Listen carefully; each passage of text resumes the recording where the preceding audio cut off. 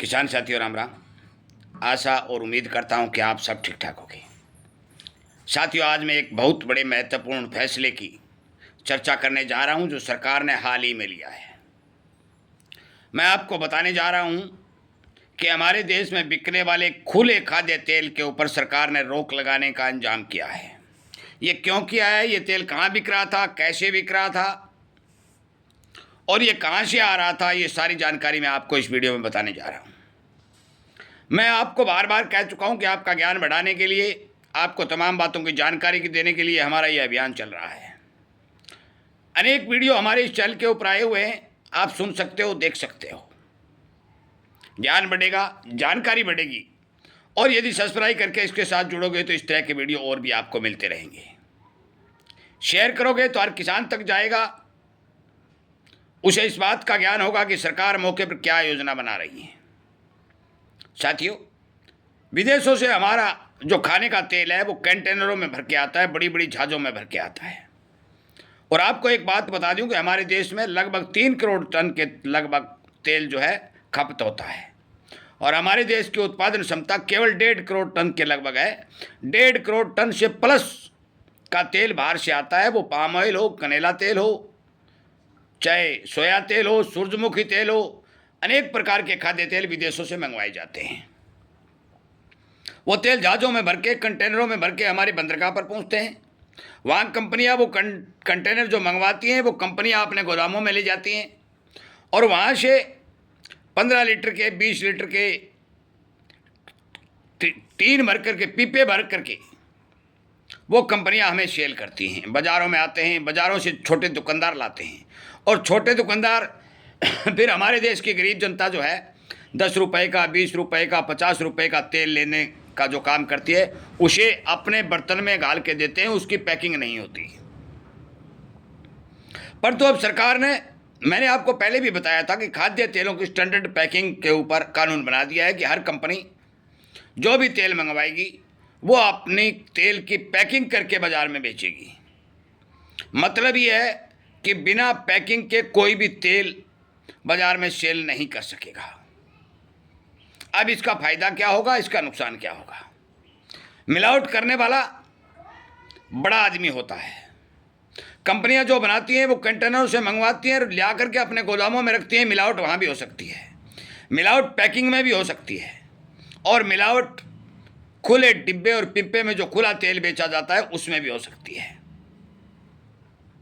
मैं आपकी जानकारी के लिए बता दूं कि जो इंसान हमारे देश में 10, 20, 50 रुपये का तेल खरीदता था, अब उसकी मुश्किलें बढ़ने जा रही हैं, क्योंकि उसको जो पैकिंग रेट होंगे उसी पैकिंग रेट के हिसाब से, चाहे 250 ग्राम हो, चाहे आधा लीटर हो, चाहे 1 लीटर हो, संपूर्ण रूप से तेल मिलेगा। एक बात तो मान के चलो कि छोटा कारोबारी किसी तरह की मिलावट नहीं कर पाएगा और उसके ऊपर पूर्ण रूप से अंकुश लगेगा।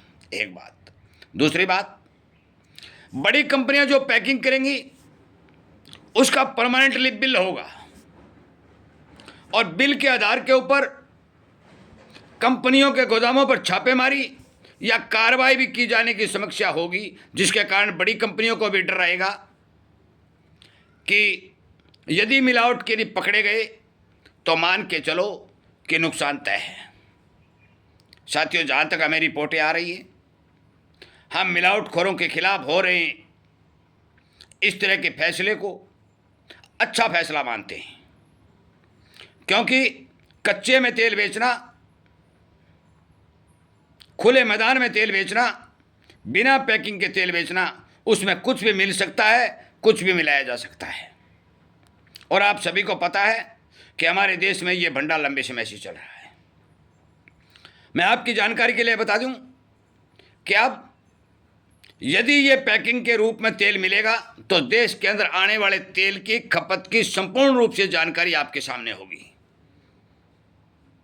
सारे के सारे डाटा ऑनलाइन सरकार तक पहुंचेंगे और सरकार क्या करे, वो सरकार की मंशा अलग है।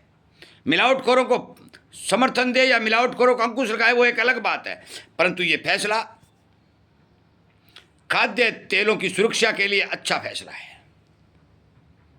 हम मांग करते हैं सरकार से कि पैकिंग छोटी से छोटी बनाई जाए ताकि गरीब आदमी खरीदने में समक्ष हो, उसे आसानी हो। बड़ी से बड़ी भी बनाई जाए ताकि घरेलू खपत के अंदर यदि बड़ी पैकिंग खरीद के बार बार छोटी पैकिंगों से बच के बड़ी खरीदना चाहते हैं तो उसमें भी आसानी हो। यह फैसला तुरंत प्रभाव से सरकार ने लागू कर दिया है, परंतु इसका असर अगले 2-3 महीनों में दिखाई देने लगेगा। अभी तुरंत प्रभाव से ये पूरे देश के अंदर दिखाई नहीं देगा। आने वाले समय में आपको खाद्य तेल की पैकिंग मिलेगी। खुला तेल बाजार में बिल्कुल ही क्लोज और बंद कर दिया गया है, और यदि कोई बेचता पाया गया तो उसके खिलाफ कानूनी कार्रवाई का प्रावधान किया गया है।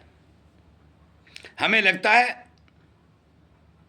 कि इस कानून के तहत यदि ठीक से समीक्षा करके कार्रवाई होगी तो तिलहन की खेती करने वाले हमारे भारतीय किसानों को भाव के मामले में भी फायदा होगा, क्योंकि मिलावट का यदि भंडा बंद हो जाता है तो संपूर्ण रूप से देश के अंदर जो खाद्य तेलों की डिमांड और तिलहन फसलों के फंडामेंटल को देखते हुए भाव मिलने चाहिए, वो भाव किसान को पक्के मिलेंगे। आगे भी यदि कोई जानकारी आएगी तो हम वीडियो के माध्यम से संपूर्ण पहुंचाने का काम करेंगे, आपका ज्ञान बढ़ाने का काम करेंगे। वीडियो को विराम देता हूं। उम्मीद करूंगा कि आप हमारे चैनल पर अनेक वीडियो जो डाले हुए हैं वो देखोगे, सुनोगे और अपना ज्ञान बढ़ाओगे। आपका बहुत बहुत धन्यवाद।